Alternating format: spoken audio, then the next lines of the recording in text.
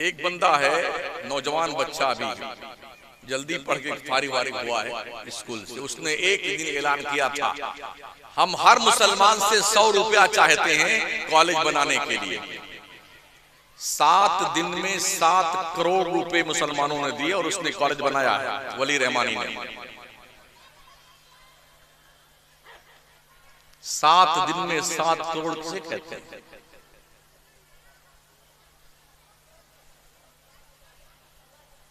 और यहां क्या कुल 20, यानी एक 1.5 घंटे का पसीना बहाने के बाद, गला फाड़ने के बाद, जन्नत का लालच दे दे करके कि पूरे खानदान जाएंगे, इसको बेगम को भी साथ में लेके जाओ और उधर से उनको फिर जाओ अपनी बेगम के पास, फिर 500 रुपया लेके आओ। ये सब जिम्मेदारी गारंटी देने के बाद 20,000 रुपये नहीं आई है। ये जागरूकता हमारी है।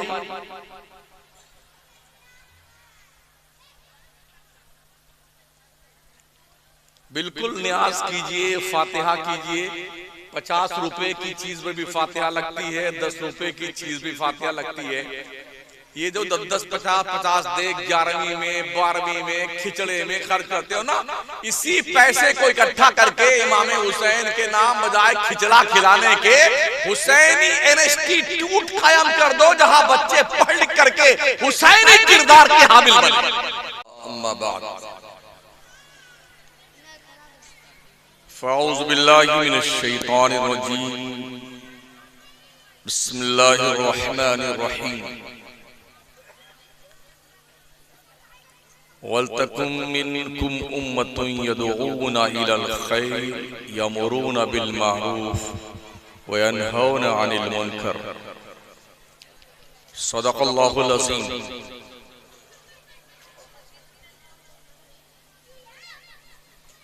मेंबर नूर के रौनक अफरोज जमात अहले सुन्नत के बावक़ार उलमाए किराम, सादाते किराम, नक़ीबे मिल्लत, सदर इजलास, तालिबाने उलूम नबविया, अइम्मे मसाजिद अहले सुन्नत, दूर नज़दीक से चलकर आज की इस पाकीज़ा बज़्म में तशरीफ़ लाए हुए खुश अक़ीदा जिंदा दिल सुन्नी मुसलमानों, इस्लाम की इफ़्फ़त माओ और बहनों, पहली बार अल्लाह करीम ने आपके इस इलाके में आपसे कुछ कहने और सुनने का मौका अता फरमाया है। आमीन।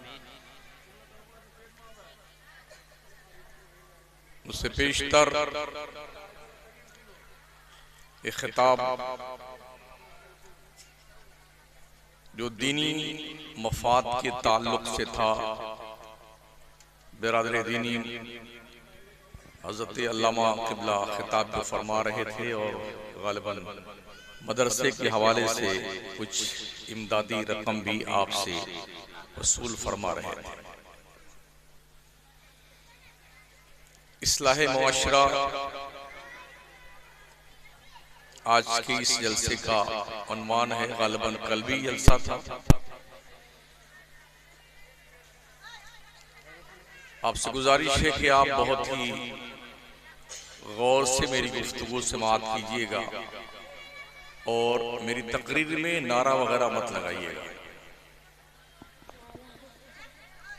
क्योंकि होता यह है कोई बात कही जा रही होती है और अभी पूरी नहीं होती है, उसी पे नारा लग जाता है, तो आधी बात मुंह के अंदर रहती है और आधी बाहर निकल आती है। और एक नारा हमारे यहाँ है नहीं, कम से कम 10-12 नारे एक साथ लगते हैं, तब तक हम ही भूल जाते हैं कि हम कहना क्या चाहते थे।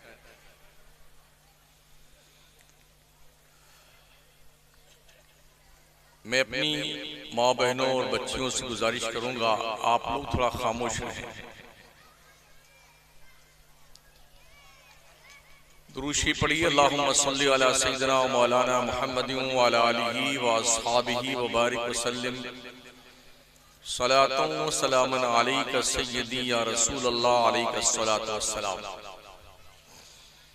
सबसे पहले मैं ये क्लियर कर दूं कि कुछ वहाबी देवबंदी ये बकवास करते हैं कि ये मौलाना सुन्नी जमात का नहीं है, हमारी जमात का है। उन बेहुदों को ये पता नहीं है कि मैं मसलकी आला हजरत का एक जिम्मेदार मुबल्लिग हूं।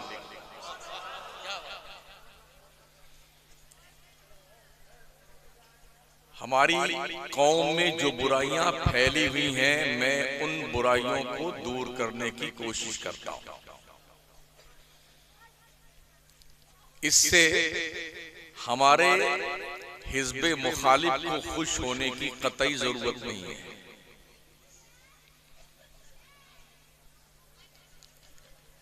अहले सुन्नत वल जमात का तबका ही अहले जन्नत का तबका है।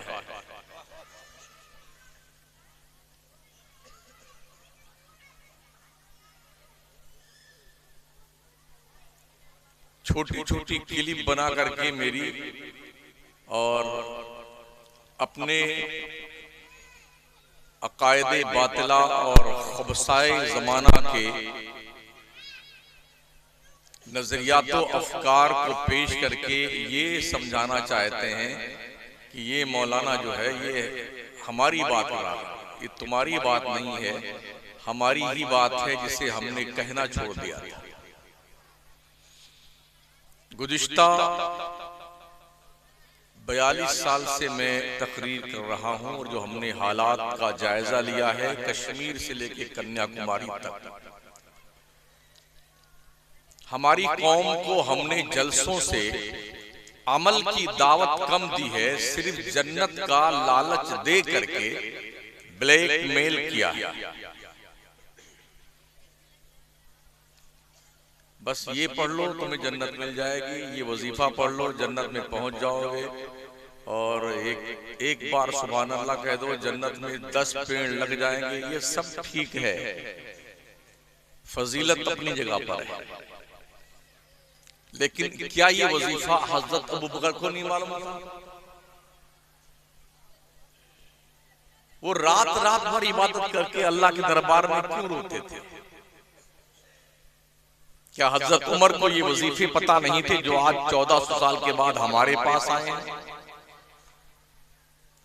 इतना रोते थे फारूक आजम कि उनके गाल पर आंसू बहते बहते नाली बन गई थी। उस्मान ज़ुन्नुरैन मौलाए कायनात, करबला के शुहदा और दूसरे अस्हाबे रसूल, औलियाए किराम, बुजुर्गान दीन, इनका क्या मिशन था? क्यों रात रात भर रोते थे अल्लाह की जनाब में? इनके पास तो कन्फर्म जन्नत का टिकट था, हमारे पास सिर्फ वेटिंग लिस्ट का टिकट है। इतने खुश हैं लगता है कि कन्फर्म हो गया। आप वेटिंग लिस्ट टिकट लेके पहुंचे अपने स्टेशन पर और ट्रेन में जाएं और टीटी आपको कह दे कि आपका ये वेटिंग लिस्ट टिकट कन्फर्म नहीं हुआ है और बंबई तक का आपको सफर करना है, तो आप कैसे करेंगे उसे आप ही जानते हैं। तो वेटिंग लिस्ट टिकट लेकर के बैठने वालों, कैसे तुम्हें यकीन हो गया कि तुम ही जन्नत में जाओगे? ये तो उस वक्त पता चलेगा जब मरोगे, ईमान पर खात्मा होगा, तब कंफर्मेशन होगा कि तुम जन्नत में गए। अभी तो हम भी जिंदा हैं, आप भी जिंदा हैं। अल्लाह ने फरमाया फमन ज़ुज़िहा अनिन नार व उदखिलल जन्नत फ़क़द फ़ाज़, जो दोज़ख से बचाकर जन्नत में डाल दिया गया वो कामयाब है। ईमान पर खात्मा होगा तभी आपको जन्नत में जाने का चांस मिलेगा, और ईमान पे खात्मा ना हुआ तो सीधे जहन्नम में ढकेल दिए जाओगे। ये गारंटी किसी के पास नहीं, ना हमारे पास में है ना आपके पास में। इसलिए मरते दम तक अपने ईमान की फिक्र करते रहो और अमल के मैदान में अल्लाह रसूल ने जो फरमाया है उसकी ताबेदारी करते रहो।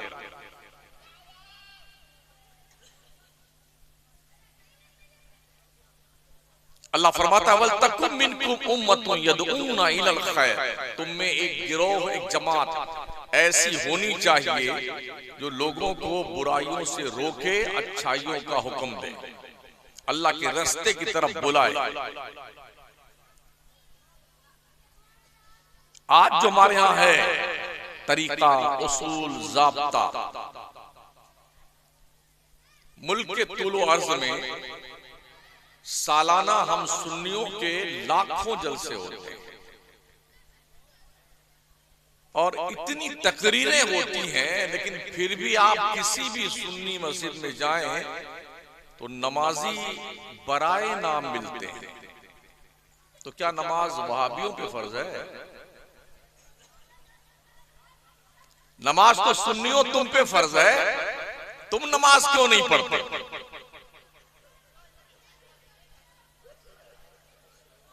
अभी एक मौलाना का वीडियो देखा, वो ऐलान कर रहे थे गांव वालों 4 दिन हो गया है मस्जिद में जमात नहीं हुई, अल्लाह के वास्ते 1-2 तो आ जाओ कि जमात हो जाए मस्जिद में।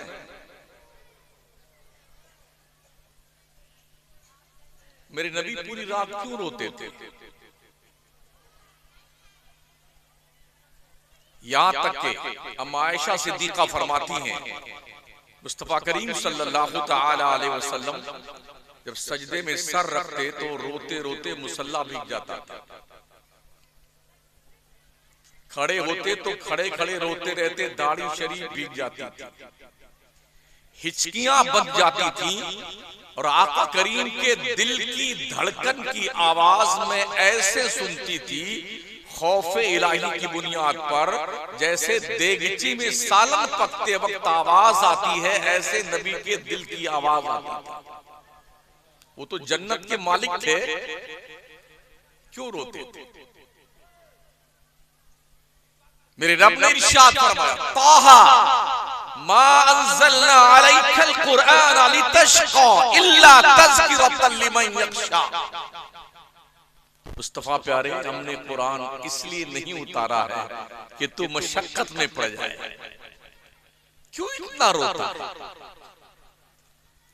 ये कुरान तो नसीहत के लिए है, जो डर वाले हैं उनके लिए। मेरे नबी पूरी रात खड़े रह के अल्लाह की इबादत करते, हत्ता तवर्रमत कदमा, खड़े रहते रहते पूरे दोनों पैर सूज जाते थे। ये इबादत का तरीका। जब जन्नत का मालिक इतना इबादत करता है तो हमको तो पता ही नहीं हम कहां जाएंगे, हमारे जुम्मा का पता नहीं है। पता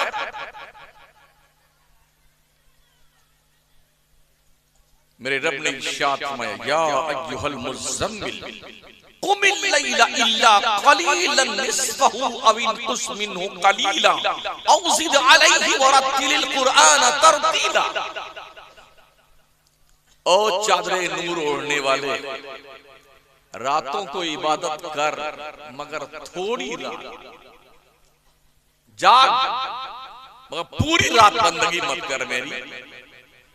कुमिल लैल इल्ला कलीला, रात में खड़े होके मेरी इबादत कर मगर थोड़ी रात तक। कितना? निस्फ़हु, आधी रात तक, अमीन कुछ या उससे कुछ कम, औज़िद अलैहि या थोड़ा ज्यादा, वरत्तिलिल कुरआन तरतीला, कुरान मुस्तफा ठहर ठहर के पढ़ा।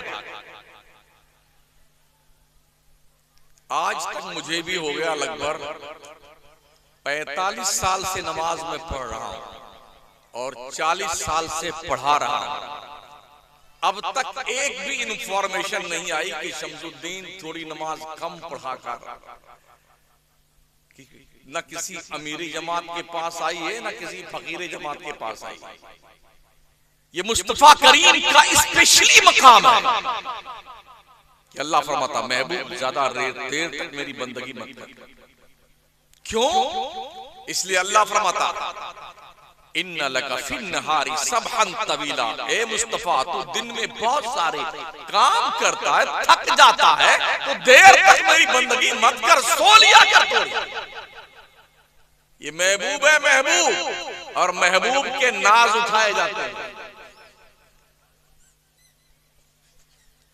अल्लाह खुद फरमाता अल्लज़ी यराका हीना तक़ूम, ओ प्यारे मुस्तफा तू जिस वक्त खड़ा होता है तेरा अल्लाह सिर्फ तुझको देखता है, सिर्फ तुझको देखता है। वैसे भी दुनिया में महबूब के सिवा कोई चीज है देखने के लायक? मेरे मुस्तफा रब के वो महबूब है कि अल्लाह फरमाता मुस्तफा तू जिस वक्त खड़ा होता है तेरा अल्लाह सिर्फ तुझे देखता है। वतक़ल्लुबका फ़िस्साजिदीन, और जिस वक्त तू अपने अहबाब के साथ झुरमुट मार के मुझे सजदे कर रहा होता तब भी तेरा रब सिर्फ तुझको देखता है। अभी मेरे एक तकरीर का एक इक्तिबास वीडियो की शक्ल में एक जनाब इरशाद साहब कुछ इरशाद फरमा रहे हैं। उम्मन मेरी तकरीर कौम की इस्लाह के लिए होती है और हम सुन्नियों का जो हाल है वो किसी से छुपा और ढका हुआ नहीं है। लाखों की तादाद में ऐसे सुन्नी है इस मुल्क में जो जिनका पीर भी नमाज नहीं पढ़ता है और मुरीद भी नमाज नहीं पढ़ते।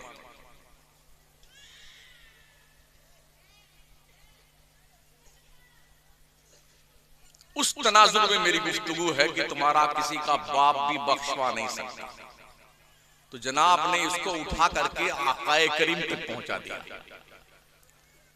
क्या हमें नहीं पता है हदीस शिफा?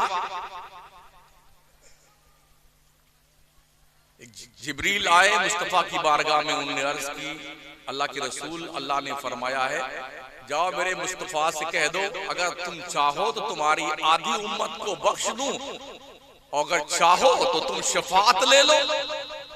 तो जिब्रील ने जब ये अर्ज की ना तो आका ने फरमाया मुझे शफात चाहिए, आधी उम्मत बख्श दी गई तो आधी को क्या करेंगे हम? शफात ले ली है ताकि जब तक मेरा एक भी उम्मती दोज़ख में रहेगा तब तक मैं अल्लाह से शफात करता रहूंगा। मेरा मौला मेरे सारे चाहने वालों को दोज़ख से निकाल के जन्नत में डाल देगा। ये शफात है मुस्तफा।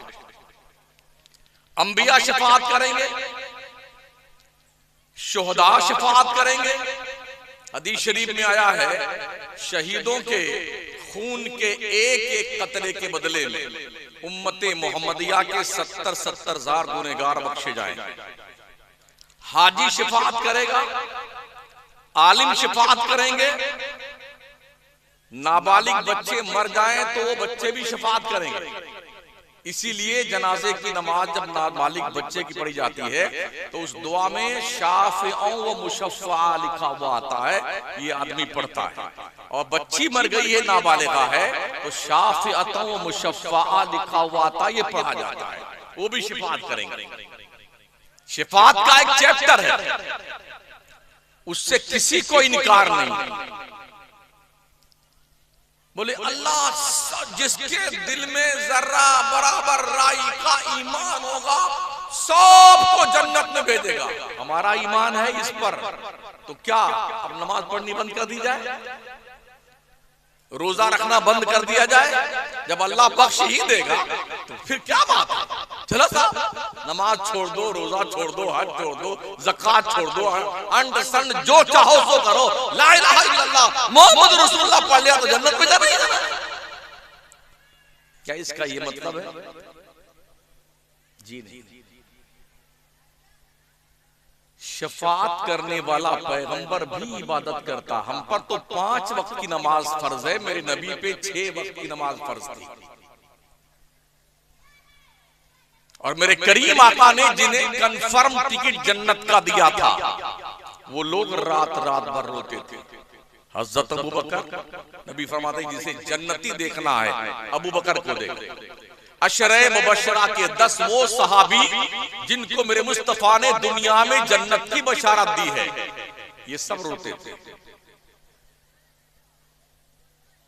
1,24,000 नबी के सहाबा रहे हैं और अल्लाह का वादा है वकुल्लु वअदल्लाहुल हुस्ना, अल्लाह ने हर सहाबी से जन्नत का वादा किया है। फिर सहाबा क्यों रोते थे अल्लाह के डर से?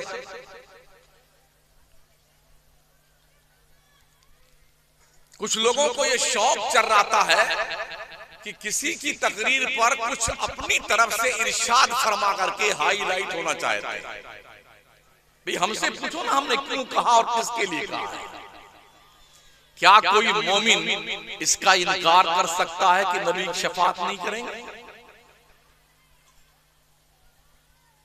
हश्र के मैदान में जहां आदम से लेके ईसा अलैहिस्सलाम तक सारे लोग, कयामत तक के लोग जहां पर खड़े होंगे और अल्लाह से बात करने की किसी की हिम्मत ना होगी, उस मौके पे सबसे पहले शफाअत का दरवाजा खोल करके अपनी उम्मत के लोगों को बख्शवा कर जन्नत में ले जाने का काम मेरा मुस्तफा करेगा। इसका कौन इनकार करता है? अल्लाह फरमाता है इन्नल्लाह यग़फ़िरु ज़ुनूबा जमीआ, बेशक अल्लाह सारे गुनाह माफ करता है। तो क्या आज के बाद आप छुट्टे साड़ बन गए? मस्जिदों पे ताले लगा दिए जाए? नेकियों की तरगीब और तकलीफ जो तबलीग बंद कर दी जाए? इसका ये मतलब नहीं। अल्लाह ने अपने नबी को मुबश्शिर भी बनाया है, नजीर भी बनाया है। जन्नत की खुशखबरी भी सुनाओ और जहन्नम से मेरे बंदों को डराते भी रहो। खुदा का खौफ दिल में पैदा कीजिए, अल्लाह का डर दिल पे गालिब रखिए। मेन चीज तकवा और परहेजगारी है, अल्लाह से डरना। तो जो सुन्नी नमाज नहीं पढ़ता है, क्या अल्लाह से डरता है वो? मैं पूरे मुल्क की बात करता हूं, 85% से ज्यादा सुन्नी नमाज नहीं पढ़ता है। अल्लाह की रोजी 3 मरतबा खाएगा हलक के ऊपर, सुबह भी, दोपहर, शाम और दिन भर बकरियों की तरह समोसा, कचौड़ी, पकौड़ी और मिष्टी, दही और जमे क्या क्या ठूस के खाता रहेगा। ओ अल्लाह के रोजी को खा करके खुदा की बगावत करने वालों, नाफरमानो, तुमने शर्म नहीं आती है?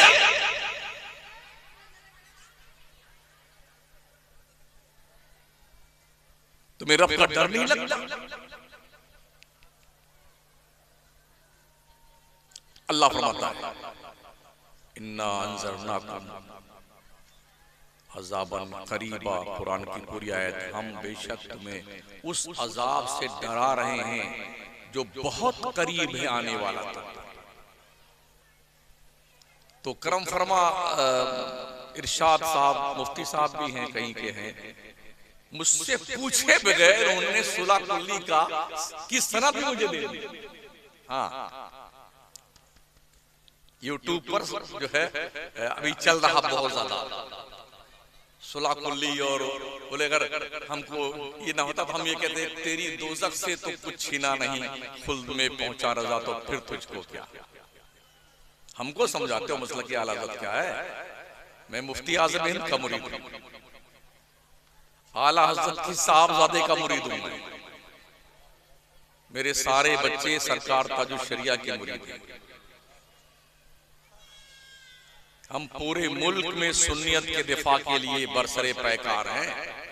जब जरूरत पड़ती है तो हम बाज़ाब्ता तौर पर उनकी भी क्लास लगाते हैं जो नबी के गद्दार और दुश्मन हैं।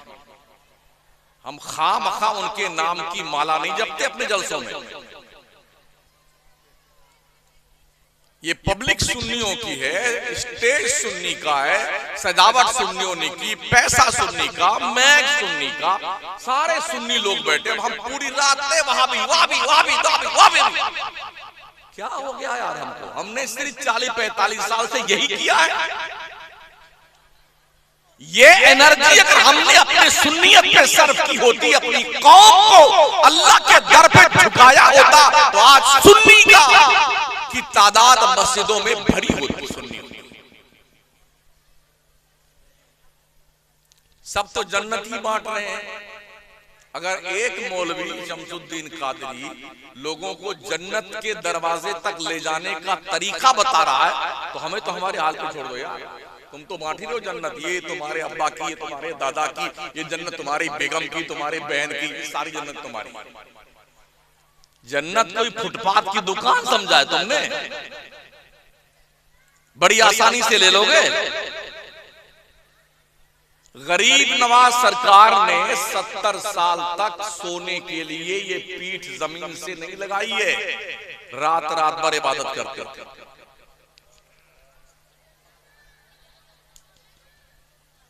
गौसे आजम पीराने पीर रोशन जमीर शेख अब्दुल कादिर जिलानी ने 40 साल तक इशा के वजू से फजर की नमाज अदा की।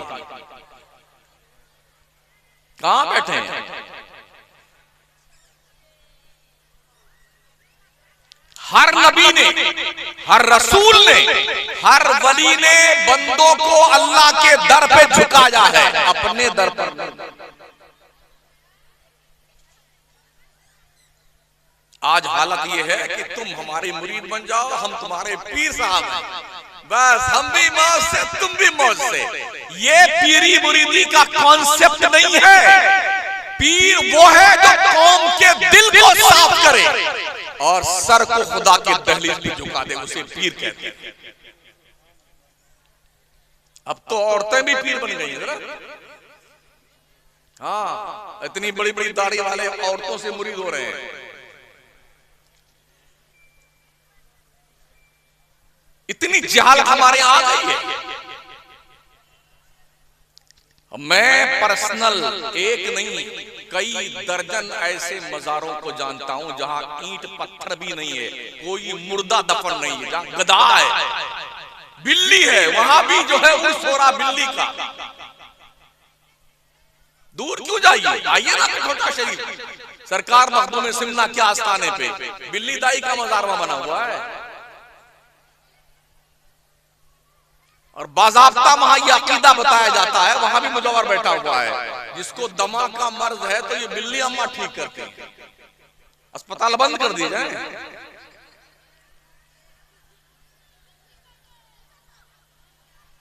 अरे कुछ तो यार हया रखो।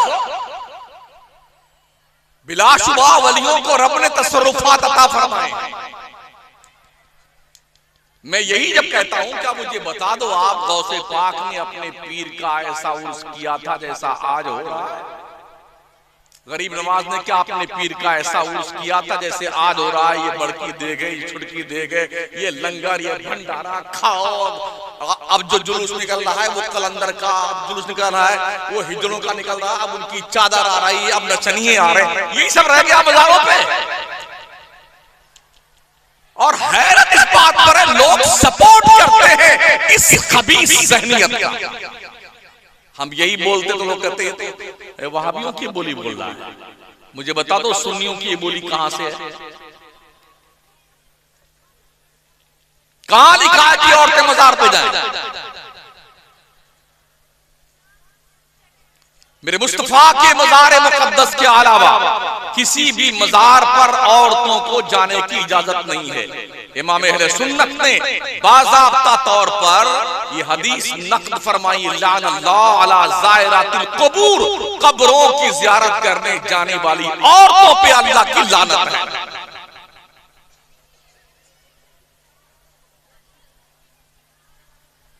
हम नहीं बताएंगे तो कौन बताएगा?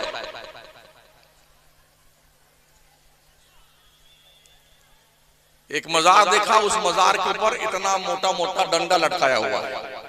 बराई शरीफ कभी गए हैं? बोले सोटा वाले 25-30 सोटा लटक रहा है।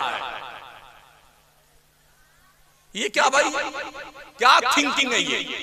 अल्लाह वालों ने तो जिंदगियां खपा दी रब को राजी करने के लिए, तुमने उनके किरदार को तमाशा बना के रखा हुआ है।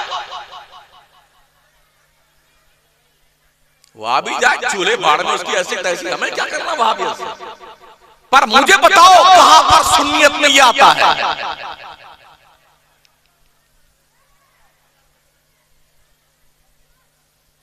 तालीम हमारे पास नहीं, दौलत हमारे पास नहीं, शऊर हमारे पास नहीं, छोटे बड़े की इज्जत हमारे पास नहीं, शादी ब्याह में खुराफात का भंडार हमारे यहां लगा हुआ है, और हम ठेकेदार भी हैं ईमान और सुन्नियत के।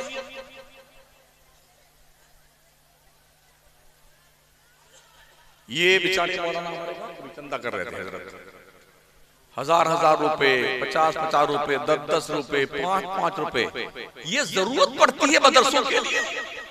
सारी एनर्जी घंटा 1.5 घंटा उस बंदे खुदा ने सर्च की तुमसे पैसा वसूलने के लिए कि मदरसे के लिए चंदा दो।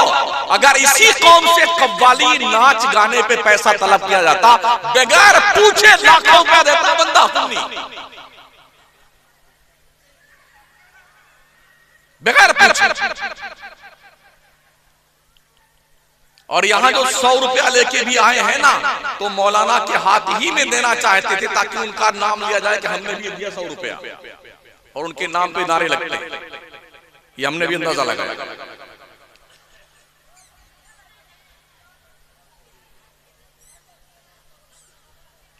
गैरों के यहाँ जो माबूदाने बातिल के इबादत गाहें हैं ना, बिरादरान वतन के यहाँ एक एक आदमी 1-1 करोड़ रुपया मंदिर बनाने में देता है। 2 करोड़ 2.5 करोड़। इसलिए बता रहा हूं, हम जिस शहर में रहते हैं मकराना में, पूरी दुनिया के भगवान वहीं बनाए जाते हैं। छोटे बड़े मजले, 1 पाव के, 2 पाव के, 2 किलो के, 10 किलो के, 100 किलो के, सब वहीं बनते हैं, फिर बेचे जाते हैं। और बनाने वाले सब मुसलमान हैं। ठीक है। वहां पर अपने बातिल मजहबो नजरियात के पैरोकार जो लोग हैं वो करोड़ों करोड़ों रुपए देते हैं। और कभी ऐसा भी हमने देखा है कि लाइन में लगे हैं कि अभी हमारे पास पैसा आ गया, अब आप वेटिंग लिस्ट में हैं, अगली बार देखेंगे। और हमारे यहाँ गला सूख गया बेचारा मौलाना हमारा चिल्ला चिल्ला के नारा लगा करके सुभान अल्लाह कह करके आपके पूरी नस्ल को जन्नत में पहुंचा के तब 500 रुपए निकला है।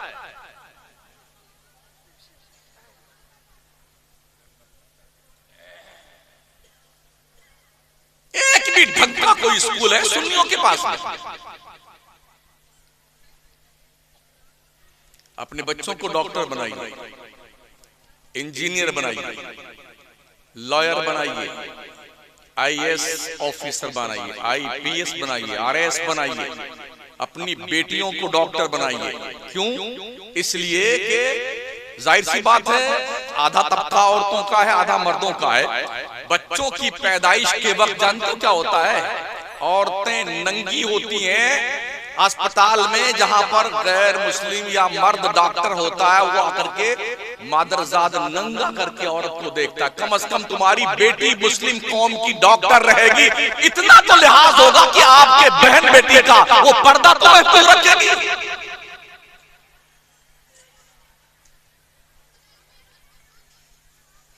गुज़िश्ता जमानों, पुराने जमाने में, 40-50 साल पहले की बात कर रहे हैं, ये था लॉजिक हमारे यहाँ। बच्चियों को पढ़ाना मत, बच्चियों को पढ़ाना लिखाना हराम है।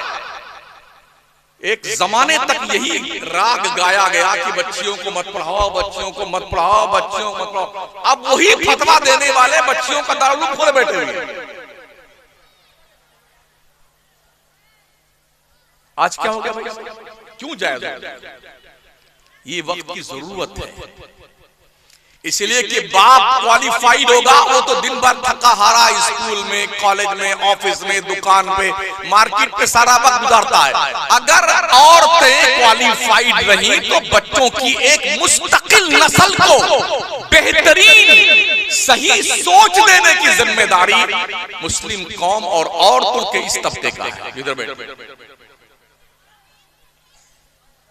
ये औरतें जिस दिन अपनी जिम्मेदारी महसूस कर लेंगी, अगर ये क्वालिफाइड है तो बच्चों की पहली यूनिवर्सिटी माँ की गोद है। अगर यहाँ बच्चे सुधर गए तो कॉलेज की चौखट तक पहुंचते पहुंचते एक बेहतरीन बच्चा आपका इस्लाम का नुमाइंदा दिखाई पड़ेगा। बड़े अफसोस के साथ कहना पड़ रहा है, हर 2-4 महीने पे जब पुलिस कहीं छापा मारती होटलों पे ना, तो होटलों में पकड़ी जाने वाली गैर मर्दों के साथ में लड़कियां वो होती हैं जो कॉलेज में पढ़ती हैं। वो अपने स्कूल का यूनिफॉर्म बैग में रखती हैं और होटल में रात और दिन गुजारती हैं। जब पकड़ी जाती हैं तो पूरी कौम की नाक कट निकलती मां से। आए दिन अखबारात की शह सुर्खियां देखने के लायक हैं। इसमें ज्यादा तादाद मुस्लिम उम्मा की बच्चियों की है कोई ध्यान देने वाला?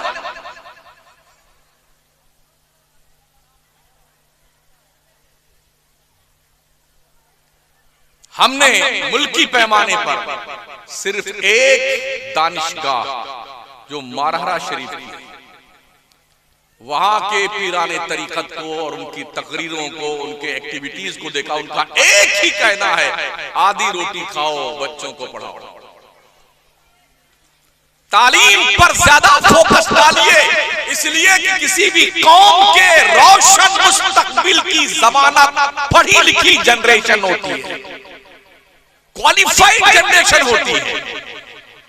जाहिलों से जहालत तो परवान चढ़ सकती है, कौम और मिल्लत के दरमियान उजाला नहीं फैल सकता है।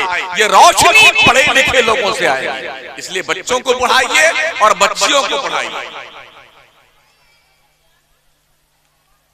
प्यारे आका सल्लल्लाहु तआला अलैहि वसल्लम के प्यारे दीवाने, जब अहादीस की कुतुब का मुताला किया तो पता ये चला, जब अजिल्ले सहाबे किबार किसी मसले में उलझ जाते थे और तस्फिया नहीं होता था, तो उस मसले का क्लियरेशन करने के लिए अम्मा आयशा सिद्दीका की चौखट पे सहाबा हाजिरी देते थे कि हम सहाबा इसमें उलझे हुए हैं, आप फैसला दीजिए। तो सबसे फाइनल फतवा अगर कोई देती थी तो सैयदा आयशा सिद्दीका देती, क्योंकि उन्होंने हुजूर की माइयत में, आपकी रिफाकत में, आपके घर में सैयदा आयशा ने होश की आंखें खोल करके जिंदगी के कई साल गुजारे थे।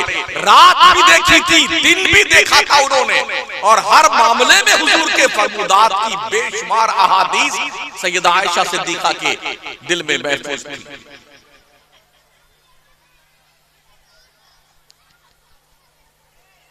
अभी आपने देखा होगा, आपके इसी गालिबन वेस्ट बंगाल का ही मामला है। एक बंदा है, नौजवान बच्चा, अभी जल्दी पढ़ के फारिग हुआ है स्कूल से। उसने एक दिन ऐलान किया था, हम हर मुसलमान से 100 रुपया चाहते हैं कॉलेज बनाने के लिए। 7 दिन में 7 करोड़ रुपए मुसलमानों ने दिए और उसने कॉलेज बनाया है, वली रहमानी ने। 7 दिन में 7 करोड़ से कहते हैं।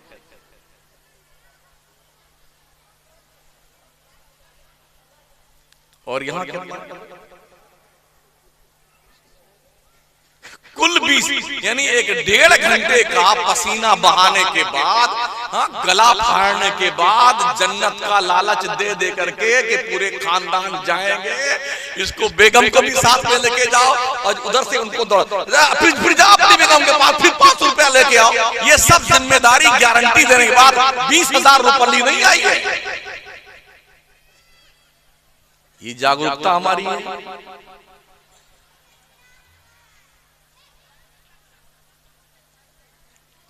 बिल्कुल न्याज कीजिए, फातिहा कीजिए। 50 रुपए की चीज में भी फातिहा लगती है, 10 रुपए की चीज भी फातिहा लगती है। ये जो 10, 50 दे 11वीं में, 12वीं में, खिचड़े में खर्च करते हो ना, इसी पैसे को इकट्ठा करके इमाम हुसैन के नाम बजाय खिचड़ा खिलाने के हुसैनी इंस्टीट्यूट कायम कर दो, जहां बच्चे पढ़ लिख करके हुसैनी किरदार के हामिल बने।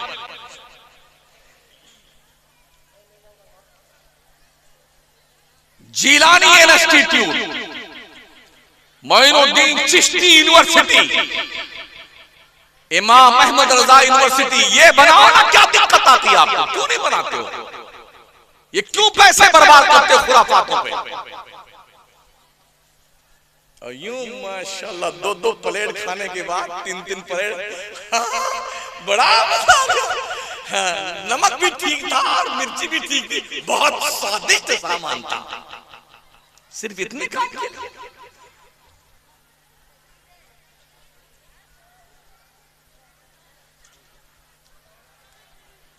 हमारी तकरीरें करंट इश्यूज पे होती है। थम्स अप पिलाना हमें शुगर के मरीजों को नहीं आता है। अगर कोई शुगर का पेशेंट आए ना तो हम उसे थम्स अप नहीं पिलाएंगे, हमारा काम है उसका इलाज बताना। कोई हार्ट का पेशेंट आए तो उसे चर्बी की बूटी खिलाई जाए? जी नहीं। हर मर्ज की दवा, बस सारे आएंगे सब जन्नत बांट के जाएंगे। भाई साहब ये एंटीबायोटिक दवा ज्यादा मत खिलाओ वरना गुर्दा खराब हो जाता है।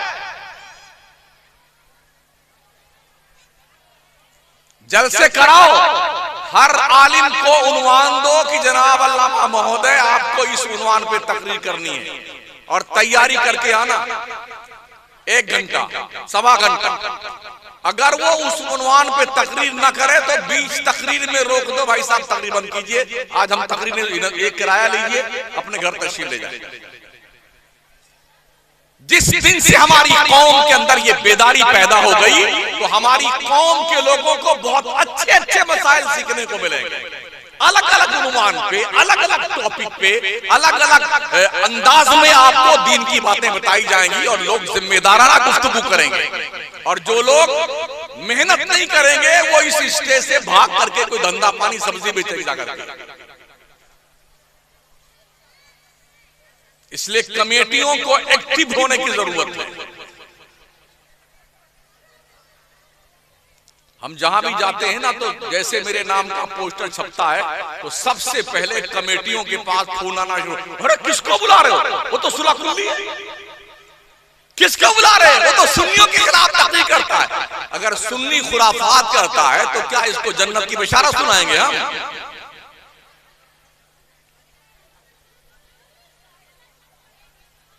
बताऊं मैं आपको, ये पिछले साल से पहले साल हजरत सुभानी मियां साहब किबला ने ऐलान फरमाया था कि आला हजरत के आस्ताने पर हुजूर मुफ्ती आजम हिंद के मजार पर कोई चादर नहीं चढ़ाए। पिछले साल से पहले साल 26 सफरुल मुजफ्फर को मैं बरेली शरीफ था, मेरी तकरीर थी मुफ्ती तथीर साहब की सदारत में उनके गांव में। मैं बरेली शरीफ हाजिर हुआ, आस्ताने पे फातिहा वगैरह पढ़ के लौटा। इस्लामिया इंटर कॉलेज के दीवार से लग करके मुफ्ती आजम हिंद के कई मुरीदों की दुकानें हैं, वहां बैठे रहे।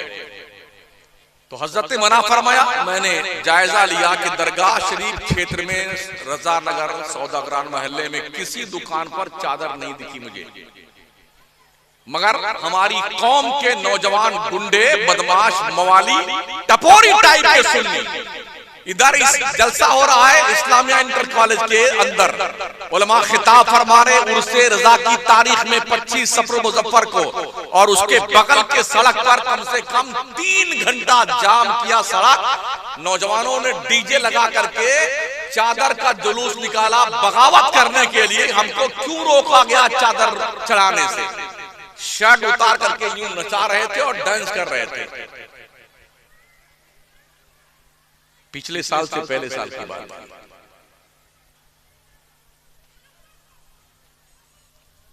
किसी ने एक बार भी तकरीर के खिलाफ नहीं की। जुर्म हम करें तो भी जुर्म ही है, कोई अल्लामा खतीब साहब करें तो भी जुर्म है, कोई पीर करे तो भी जुर्म है। ऐसा नहीं कि सिर्फ गरीब करे तो जुर्म है और अमीर करे तो जुर्म नहीं है।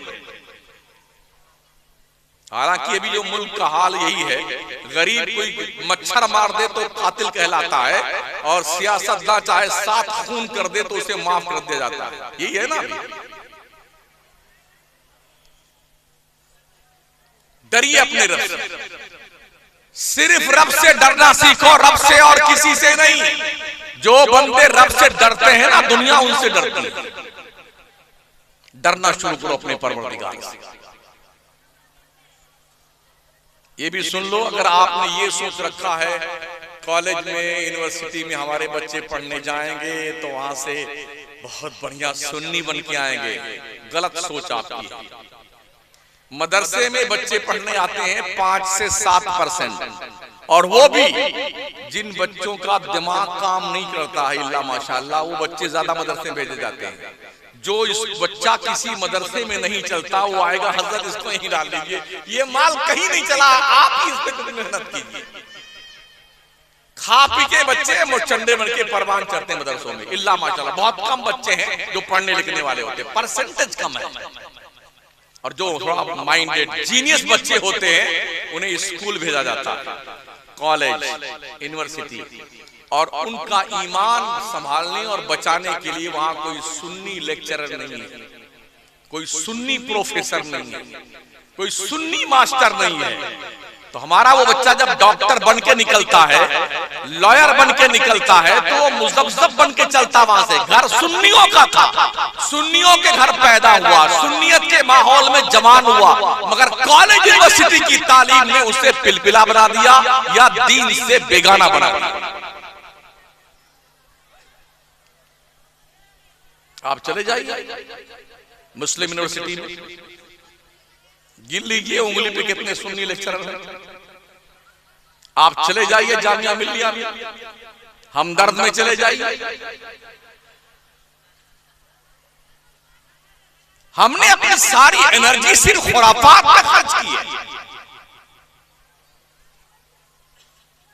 और अफसोस ये है जो माइंडेड लोग थे वो खामोश तमाशाई बने बैठे थे। कौम जिधर जा रही उधर जाने रही, जिस डगर पे चल रही चल रही, जो कर रही उसे करने दो। करोड़ों रुपए का ताजिया हर साल सुन्नी बना करके मट्टी में पलीद करके आता है, करोड़ों रुपए। शहर जयपुर में 400 ताजिए ऐसे निकलते हैं जिन्हें गवर्नमेंट ने परमिशन दिया हुआ है। कोई ताजिया 1 लाख से नीचे नहीं होता है। 400 ताजिया, 1 लाख ही आप जोड़े तो कितने रुपए हो गए? 4 करोड़ रुपए का ताजिया एक शहर में जो रजिस्टर्ड ताजिया है उन पर खर्च होता है, और दिन में निकालता है जुलूस, शाम को खड्डे में पटक के आ जाते हैं। जिस कौम को इतना शऊर ना हो कि ये बांस की फट्टियां और चमचमी और कागज की पन्नियां डाल करके और इमाम हुसैन बना करके, अली असगर, अली अकबर, नन्हे अली असगर को बना करके हजरत सकीना जिंदाबाद जिंदाबाद, और ये पटका, और जब दरिया में नहीं डूबता तो कूद कूद के डुबोते उस पर बैठ करके। आंखों देखी बात, एक शहर में 4 करोड़ रुपए सुन्नी मुसलमान मट्टी में दफना देता, और पूरे मुल्क का हाल ये है। कुछ ऐसे इलाके जहां 18-18, 20-20 लाख का एक ताजिया बनते देखा है। अगर ताजिया के बारे में कुछ बोल दो तो हमारा सुन्नी क्या कहता है, वहां भी हो गया हमारा।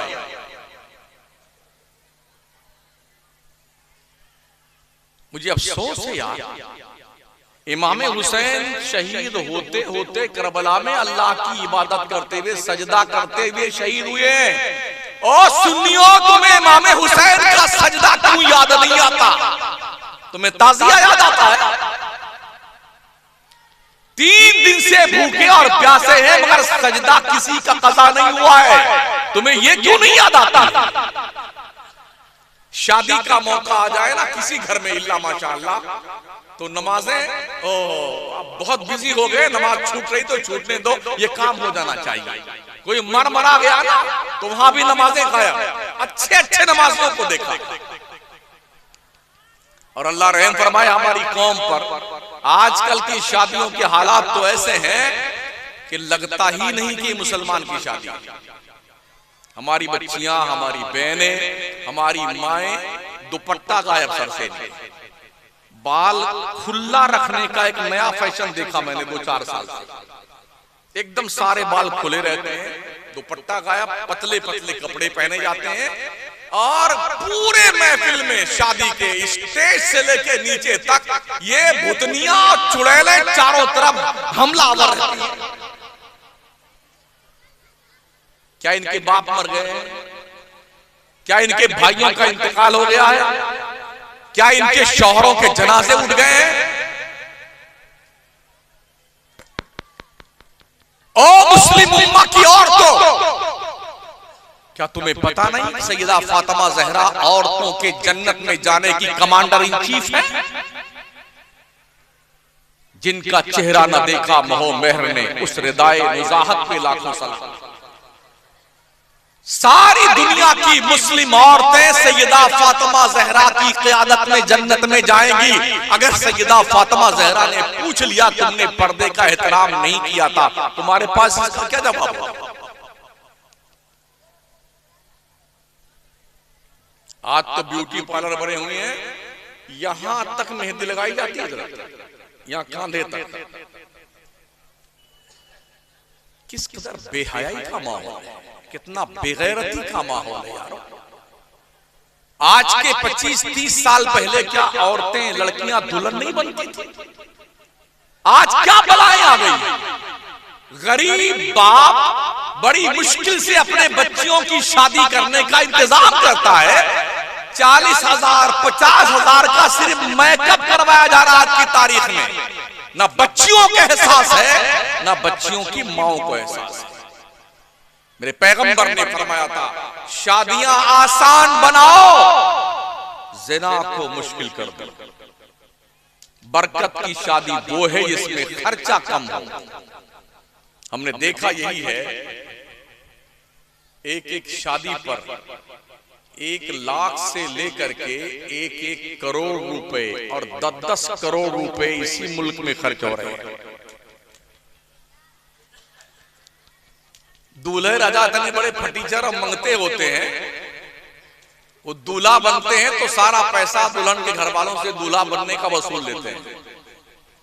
मोटरसाइकिल चाहिए, 4 पहिया वाली गाड़ी चाहिए। अबे मंगते भिखमंगे कहीं के, तू दूल्हा बना ही क्यों? भीख मांगना है तो मोइनुद्दीन चिश्ती सरकार की बारगाह में आ जा, कटोरा लेके बैठ जा। बहुत सारे मंगते वहां पलते हैं। मखदूम सिमना के आस्थाने में चला जा, वहां भी बहुत सारे भिखारी पलते हैं। दुल्हन के बाप से ये मुतालबा, अपाची गाड़ी चाहिए, फटफटिया बुलेट चाहिए। घर में मुर्गी बांधने की जगह नहीं है, अब फटफटिया चाहिए। अब कमाल ये है, एकदम ब्लैक चेहरा है, गिलाफे काबा की तरह। वो भी अपनी अम्मा से, अम्मा ऐसी दुल्हन लाना जैसे ट्यूबलाइट चल रही है, जैसे ट्यूबलाइट, ऐसी खूबसूरत। हमने कई जगह कहा, जनाब जरा अपना रुखे ज़ेबा को आईना में देख लीजिए, आप कितने खूबसूरत। एक बल्ब फ्यूज है, उनको भी ट्यूबलाइट चाहिए। सबको गोरी औरतें चाहिए तो सांवली बेचारी कहां जाएंगी?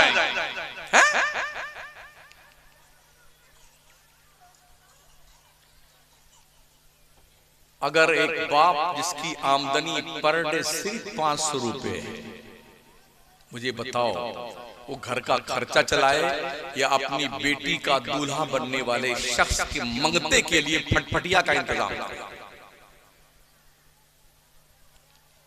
हमारे इन स्टेजों से इसका मुतालबा बहुत कम होता है। ये हमारी कौम का सबसे बड़ा नासूर, मिल्लत का कैंसर है, जिसके अंदर जूझ रही है पूरी सुन्नियत। जिस बाप के 2-3 बच्चियां लगातार पैदा हो जाएं और 500 रुपए की पर डे कमाई बेचारे की, तो घर चलाए कि शादी के लिए अपने बच्चे। हम भी पढ़ते हैं अखबार, कहीं ना कहीं हर दिन अखबार की सुर्खी मिल जाती है, एक बाप ने अपने 2 बेटियों के साथ जहर खा करके कुएं में छलांग लगा दी। एक माँ अपने बच्चियों के समेत पेट्रोल डाल करके आग लगा के मर गई। किसकी बुनियाद? कौम के उन राक्षस, डाकू, लुटेरे लोगों के लिए जिनकी तोंदें बगैर ससुराल वालों के पैसों के नहीं भरती हैं। इस डर से कि बच्ची के लिए अगर हम रिश्ते का इंतजाम करेंगे तो पैसे हमारे पास नहीं है, और कोई शख्स ऐसा नहीं मिलता है जो बगैर जहेज की शादी करे। मुझे आप बता सकते हैं कि कितने साल से जलसा हो रहा है? आपका जलसा कितने साल से हो रहा है? 15-20 साल से। इस 15-20 साल के अंदर कभी जहेज के खिलाफ कोई तकरीर सुनी आपने? अल्हम्दुलिल्लाह 2 ही लोग 3 हैं हिंदुस्तान भर में। हम भी पूरे मुल्क में घूमते हैं, कोई मतलब नहीं। हमको जो याद है वो सुना के चले जाएंगे। 10-15 सामने बैठे, जिंदाबाद जिंदाबाद जिंदाबाद, हम समझते हैं हम बहुत कामयाब खतीब हो गए। जी नहीं, कोई मतलब नहीं ऐसी तकरीरों का जिन तकरीरों से अगर जलसों में इस्लाह का तसव्वुर नहीं पैदा होता। ऐसे जलसे बाज औरत की तरह है। बेदारी पैदा की। और उलमा और कमेटियां चाहे तो क्या नहीं हो सकता यार। अल्लाह का शुक्र है हम उलमाए किराम ने मकरानी शहर में और कौम की जिम्मेदार कमेटियों ने मिलकर के वो कदम लगाया। 27 साल से हमने ये पाबंदी लगा रखी शहर मकराना में कोई लड़की वाले के यहाँ खाना नहीं खिलाया जाएगा शादी में। जी शादियां होंगी लड़कियों की, खाना नहीं मिलेगा बराबर। चाय पीजिए, शरबत पीजिए, निकाह पढ़ाइए, चुपचाप अपने घर जाइए, वलीमा कर लेना दूसरे दिन। लड़कियों के यहाँ खाना नहीं। सामूहिक विवाह हो रहा है राजस्थान भर में, हिंदुओं में भी मुसलमानों में भी। बहुत कम पैसे ली जा रहे हैं, कहीं कहीं तो 1-1 रुपया लेकर के 100-100 बच्चियों की शादियां करवाई जाती हैं एक पंडाल के लिए। कोई खर्चा नहीं चाहिए, घर बस जाना चाहिए। औरतों के अंदर अल्लाह ने बरकत रखी है। अगर आप शादियां आसान बनाएं तो जो औरत आपके घर में आएगी अल्लाह की तरफ से बरकत लेके आएगी। ये अहद कीजिए कि मुझे अपने लाडले शहजादे की शादी में कोई जहेज का सामान लेना ही नहीं है। ये अहद।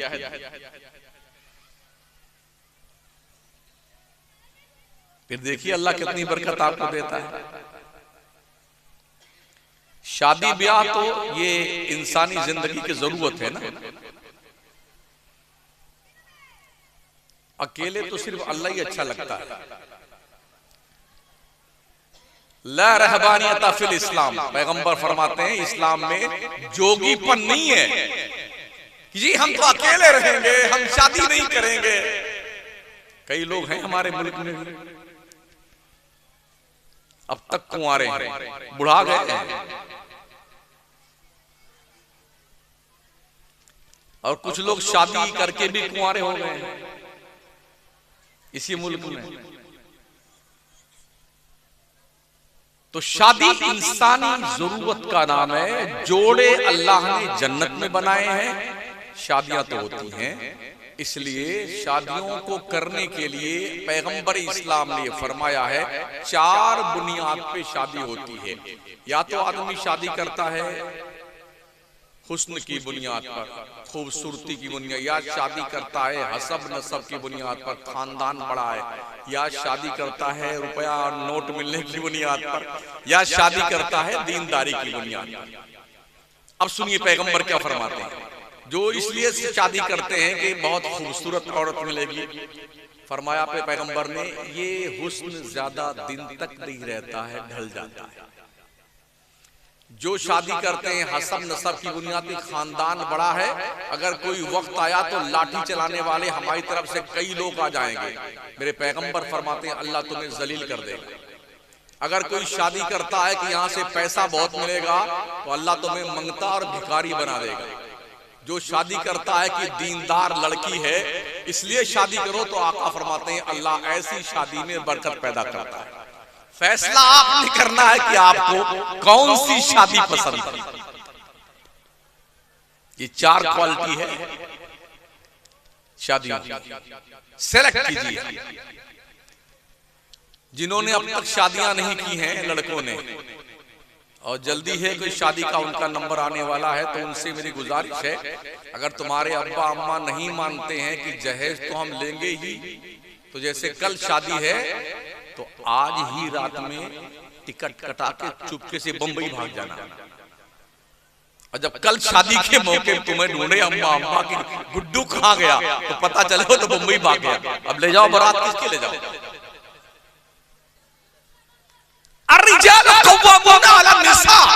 रब फरमाता मर्द औरतों पे हाकिम है। हाकिम इतना मंगता तो नहीं होता, भिखारी तो नहीं होता है, कल्लाश तो नहीं होता है। कितना बड़ा फटीचर है, पहली रात में जाता है अपने बेगम के कमरे में, जरा मेहर माफ कर दो। अबे बेशरम, पहली रात में औरत के सामने हाथ जोड़े खड़ा हुआ है, मेहर माफ कर दो। जब तुझे इतना भी नहीं देना आता तो शादी करने क्यों चलाता।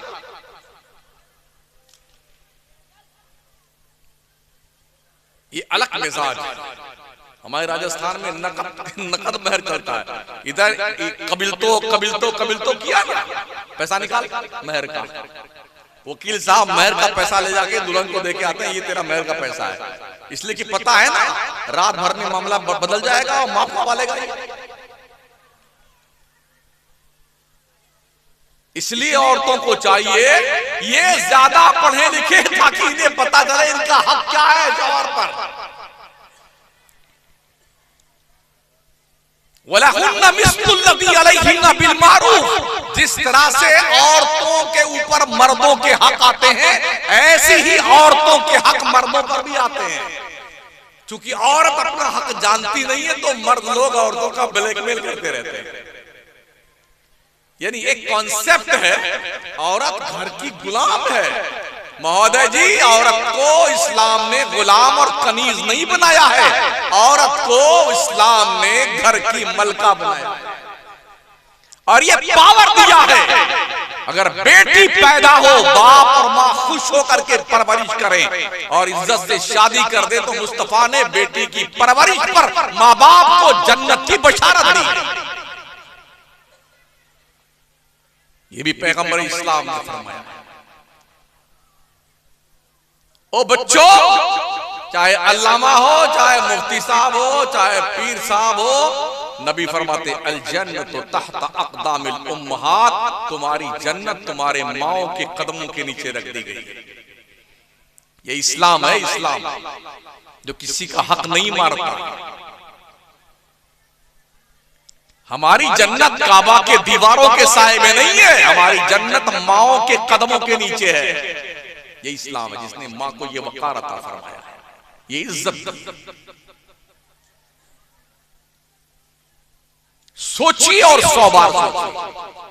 गुजरात के एक इलाके में तकरीर कर रहा था, मैंने कहा औरतों को ये हक है, अगर औरतों को उनके शौहर उनका खर्चा नहीं देते हैं तो जब गुड्डू के पापा घर आकर के अपनी पैंट बुशर्ट उतार करके टांग दें तो चुपके से उनकी जेब से अपने खर्चे का पैसा निकाल लिया।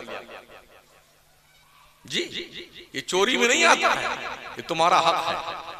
ये मसला बता के हम आ गए तो एक हफ्ते के बाद फोन पे फोन, अरे हजरत क्या मसला बता दिया, पूरी जेब खाली हो जाती है। हमने और ना खर्चा दो औरतों को।